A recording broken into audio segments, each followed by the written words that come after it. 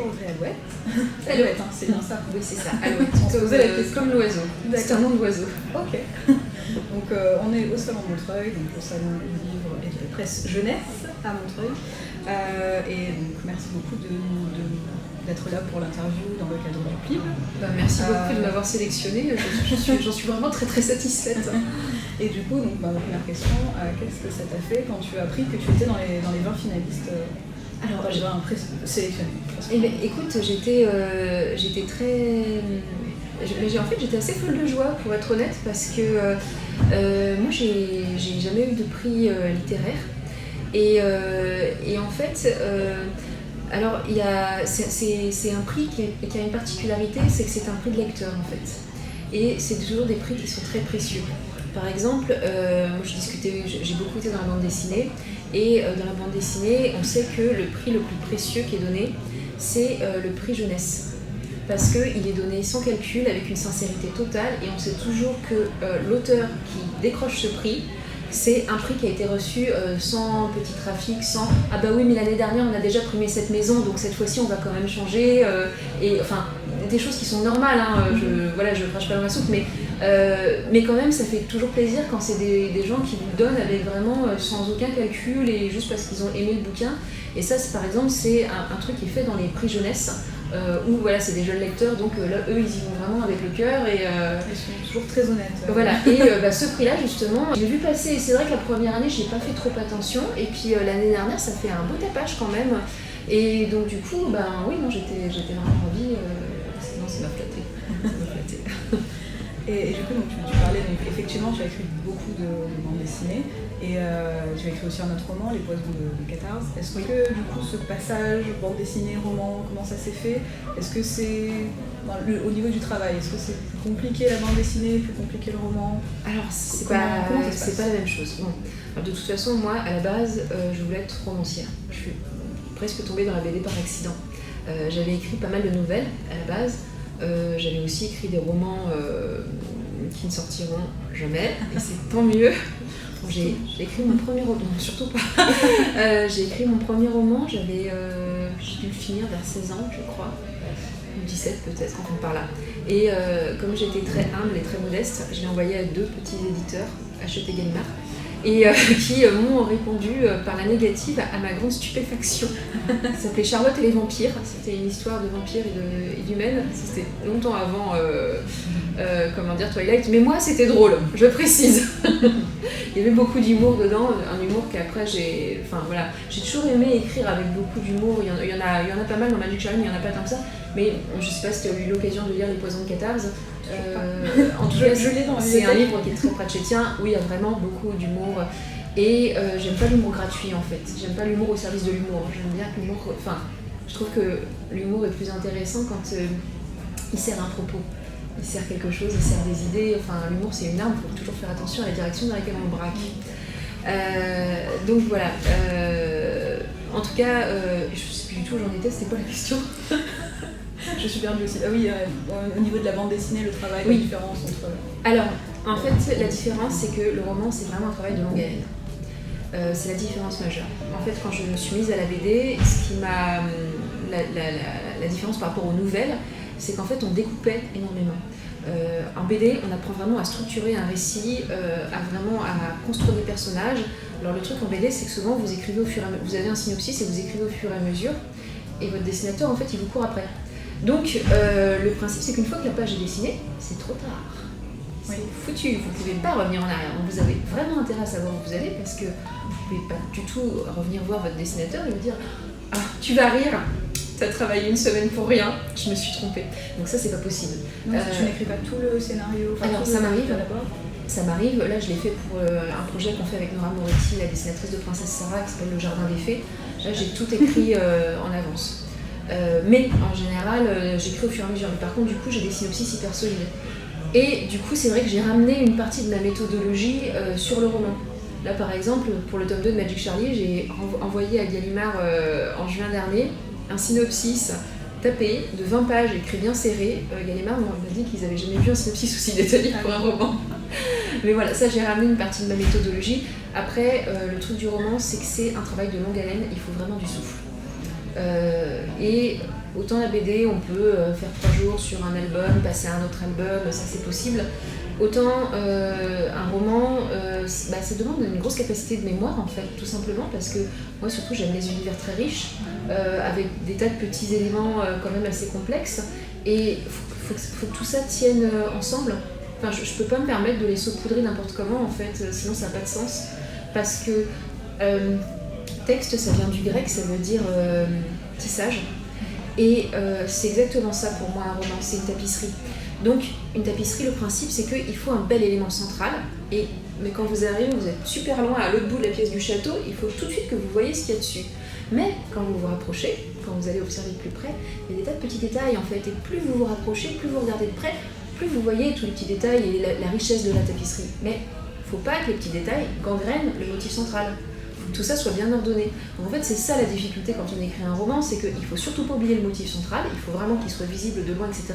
Mais plus on s'y penche, plus on lit, plus on relit, plus on re-relit un livre, plus finalement on voit des petits éléments qui ont été saupoudrés à droite, enfin saupoudrés non, agencés à droite à gauche, et je dirais que c'est ça la difficulté par rapport à la bande dessinée, c'est finalement partir sur des bouquins qui font 500 pages et qu'il faut très bien tenir. On est tout seul à la barre, il n'y a pas de dessinateur pour apporter la moitié de l'univers, donc voilà. Et du coup, est-ce que ça fait pas bizarre de ne pas avoir de dessin, par exemple, dans le livre? Est-ce que la couverture, tu as travaillé dessus? Est-ce que c'est quelque chose de très important pour toi? Alors, de travailler aussi un petit peu sur les dessins, sur la couverture de alors, il y a des petits dessins dans le livre, parce que Stan Manoukian a fait des entêtes de chapitres, ça a été décidé un peu à la dernière minute d'ailleurs. Je suis très contente qu'il ait pu le faire. Alors en fait, la couverture, c'est le directeur artistique de Gallimard qui l'a pensé, Jean-François Sada, et ça m'a été soumis, hein, j'ai été montée à Paris, il m'avait soumis plusieurs croquis, et celui-là me plaisait beaucoup. Donc voilà, donc on était parti là-dessus. Au début, ils sont partis sur une dessinatrice qui était très bonne, hein, elle était très grand talent, j'avais rien à dire dessus, mais en termes d'ambiance, j'étais pas du tout convaincue. C'était une ambiance très Edgar Allan Poe, Lovecraft, et en fait je la trouvais sinistre, vraiment sinistre cette couverture, elle me plaisait pas du tout, donc j'ai fait une réponse que j'ai essayé de faire très drôle mais qui était sans appel, en mode je l'aime pas du tout. Et je me rappelle, je leur ai envoyé ça, ils étaient à Angoulême tous. et donc c'était un peu la panique chez eux. Mais là, le directeur artistique a eu un coup de génie. Il a pensé à Stan Manoukian, qui par ailleurs est un illustrateur que j'adorais en fait, coup de bol quoi. Et parce que je leur ai dit, oui, moi je suis plus entre Miyazaki, Pratchett et Rowling. Je suis pas Lovecraft et Edgar Allan Poe, quoi, c'est pas pareil, quoi. Et donc du coup, d'ailleurs, finalement c'est la presse qu'ils ont repris d'ailleurs en 4e de couverture. Je dis donc voilà, je veux une couverture qui représente ce foisonnement un peu magique, enchanteur, avec quand même un côté qui parfois on sent qu'il va y avoir de l'aventure et tout, il va y avoir un petit côté sombre, mais quand même, ça doit pas être un roman sinistre, c'est pas un roman pour le petit Mathias qui est en train de se taillader le bras au compas au fond de la classe, quoi. Et qui fout les jetons à sa psy. Donc voilà. Et donc du coup, Stan Manoukian a fait la couverture et elle était magnifique, pour ainsi dire parfaite du premier coup. Donc voilà. Mais j'avoue que travailler avec un directeur artistique de l'ampleur de Jean-François Sada, ça a été quand même pour moi du bonheur, du velours. Vraiment du velours. En plus, ça représente très bien l'univers. Et du coup, pour rentrer un petit peu dans l'univers de Magic Cherry, tu parles pas mal de pâtisserie, puisque Dame c'est une magicière qui écrit un livre. Des livres de cuisine. Donc, tarte chercheuse, les beignets de prédiction, voilà. Les madeleines de réconfort aussi. Qui j'aimerais beaucoup en avoir dans la vraie vie, ça serait pratique. Ça serait super. Et du coup, est-ce que tu aimes beaucoup la pâtisserie? C'est quelque chose que tu aimes dans la vie de tous les jours? Oui, moi je suis plutôt pas mauvaise en pâtisserie. Alors moi je fais pas les beaux gâteaux avec les tonnes de pâte à sucre et tout, ça c'est pas mon truc. C'est toujours très bon. Oui voilà, c'est-à-dire moi en termes de présentation ça va, c'est correct, mais enfin moi je fais de la pâtisserie comme en termes de présentation je la fais comme dans les années 90, hein, voilà. Ça va, ça tient la route, mais j'en fais pas des caisses non plus. Par contre, je suis maniaque sur le goût. Et en fait, à chaque fois que je prends une recette, je la retape parce que par exemple je trouve que toutes les recettes sont beaucoup trop sucrées et souvent trop grasses aussi. Donc j'ai des recettes en particulier de Trianon, de Bavarois, enfin ce genre de choses qui sont des recettes qui sont vraiment à moi, où j'ai quasiment tout changé. On a l'esprit du gâteau, et en termes de goût en fait, alors moi je trouve qu'un gâteau il est parfait quand on peut le manger en entier, pas avoir mal au ventre. C'est vrai. Et on se régale, et c'est vrai. ça qui est important. Et vraiment, on a ce côté où un gâteau c'est fait pour être partagé, c'est fait pour, je sais pas, pour évoquer des choses en fait en bouche. Enfin, voilà, c'est comme la musique en fait. Ça doit nous emplir, c'est que du plaisir. Et moi j'aime quand un gâteau, quand on le mange en fait, on a l'impression d'être à la maison, avec notre famille. Enfin, c'est les gâteaux industriels, on sent que c'est pas. J'ai jamais aimé ça. Le premier souvenir de toute ma vie, c'est j'avais 2 ans et 4 mois. Et je le sais précisément parce que mon petit frère venait de naître. Et donc, mon père m'emmène à la maternité voir ma mère et mon petit frère, dont j'avais à peu près rien à cirer. Et en fait, il se trouve on amène à ce moment-là le plateau de déjeuner à ma mère, et sur le plateau, il y avait une mousse au chocolat. Donc évidemment, j'ai 2 ans et 4 mois, je fais un caprice pour avoir la mousse au chocolat. Et ma mère me la donne. Ma mère savait super bien faire elle était experte en 2 choses en particulier, les tartes tatin et les mousses au chocolat. J'ai hérité des 2 recettes. Et elle me la donne. Moi j'étais habituée aux mousses au chocolat de ma mère en fait, qui sont super bonnes. Et la mousse au chocolat de l'hôpital, ça n'a rien à voir. Et juste je me retrouve avec ce truc en bouche dégueulasse. Et comme j'ai fait un caprice pour la réclamer, je suis obligée de la manger, donc je me force. C'est horrible en fait. Et juste, je me rappelle de cette déception, mais super violente, quoi. Et c'est mon premier souvenir. C'est un souvenir gustatif, mais voilà. Et en fait, c'était ça le drame aussi, c'est que mes parents n'avaient pas vraiment beaucoup d'argent. Enfin, ils n'étaient pas super pauvres non plus, ça allait, mais voilà, c'était très boîte de conserve à la maison. Mais le truc, c'est qu'en fait, j'ai toujours eu des goûts de luxe. Et vraiment, les boîtes de rageux, mais qui peut manger ça? Ouais, je suis d'accord. Voilà, les danettes. Qui peut bouffer de la danette? Franchement, c'est dégueulasse ce truc, ça devrait même pas avoir été inventé. Il y a des gens qui adorent ça, vraiment. Hein. Et je suis sûre que même si on poste, il y a des gens qui vont poster en soi, ah moi j'adore la danette et tout. Mais non, mais mangez pas ça, sérieux. Donc voilà, non, je suis super. Et surtout ce qui touche les desserts, le pire, mes grands-parents qui achetaient des tartes aux fruits en pâtisserie avec l'espèce de gelée ignoble de ça. Et c'est enfin, la pâte est molle en plus, enfin vraiment c'est immangeable. Il fait on a acheté ça à la pâtisserie, c'est pour te faire plaisir, allez mange, merci. Donc voilà, c'est juste pas possible. Non, les gâteaux c'est maison, ou alors vraiment les super pâtisseries, mais bon, c'est très cher, hein, donc voilà, donc maison. Voilà. Et du coup, donc, la pâtisserie est quand même très présente dans le livre, et je trouve que du coup ça amène un côté un peu cosy, doudou, et c'est un livre qu'on a envie de serrer contre son cœur et de lire le soir, je trouve que ça fait du bien. Et du coup, qu'est-ce qui t'a inspiré justement, même la ville, quand on arrive dans Tadam, je trouve que je pense qu'ils s'en rendent bien.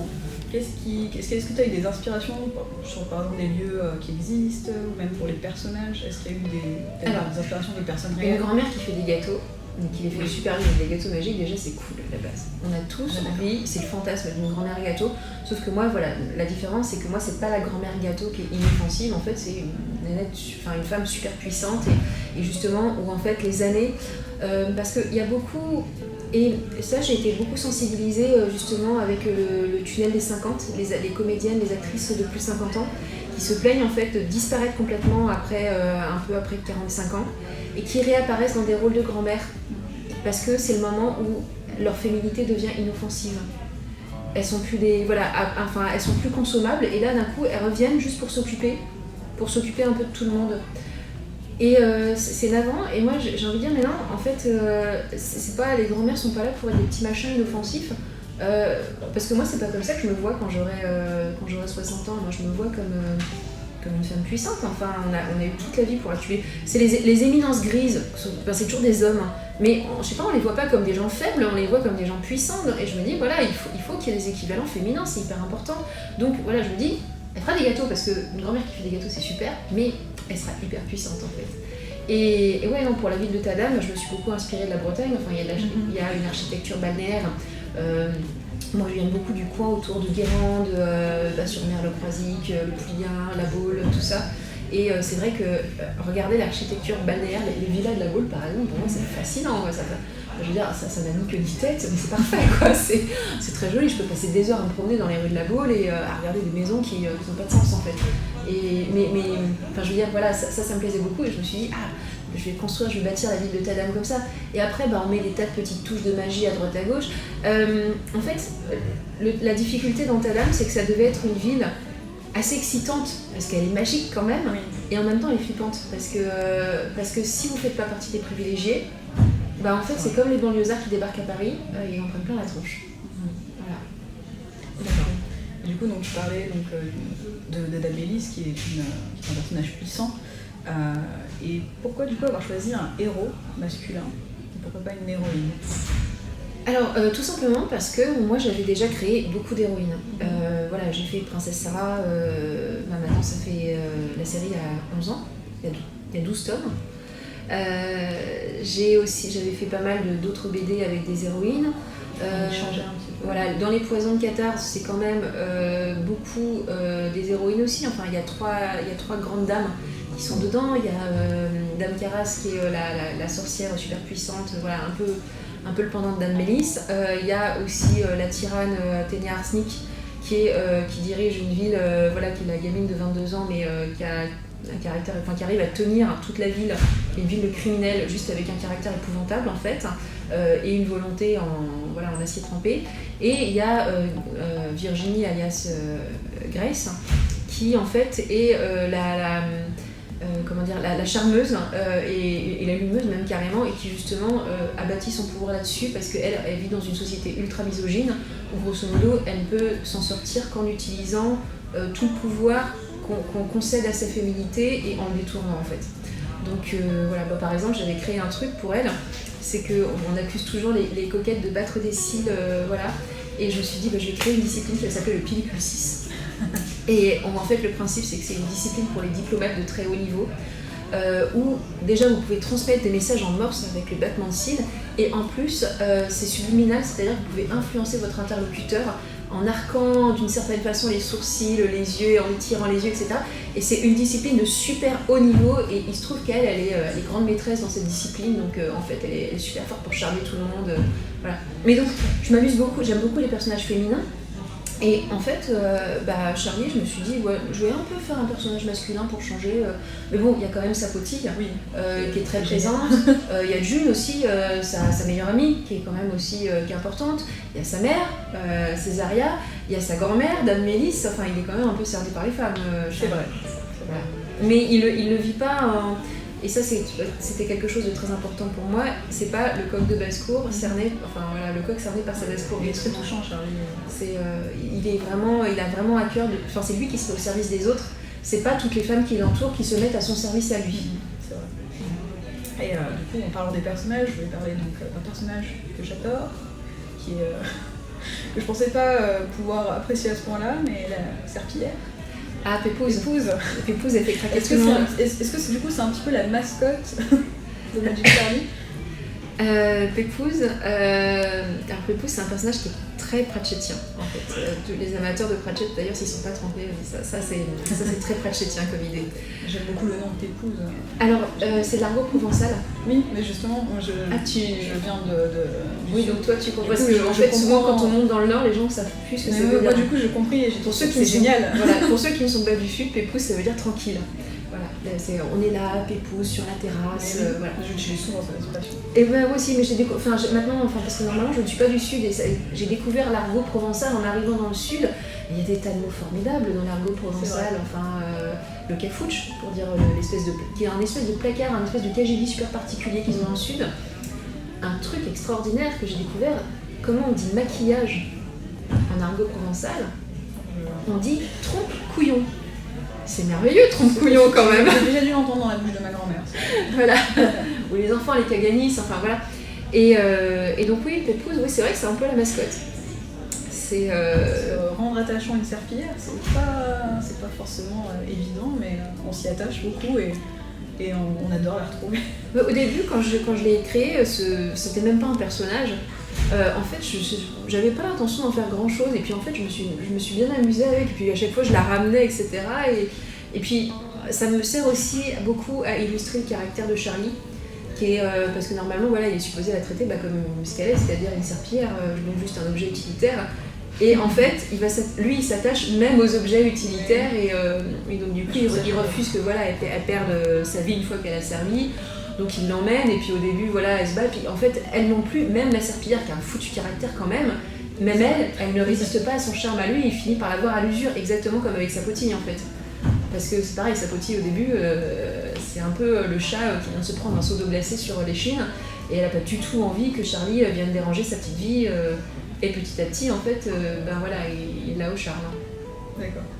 Et du coup, pour finir, si tu devais donner envie aux jurys du PLIB, aux lecteurs, futurs lecteurs, de lire Magic Charlie, en une phrase, qu'est-ce que tu pourrais dire sur Magic Charlie? Venez, il y a des gâteaux. Et de serpillière qui est vachement. Voilà, merci beaucoup pour l'interview, c'était super. Merci beaucoup à toi.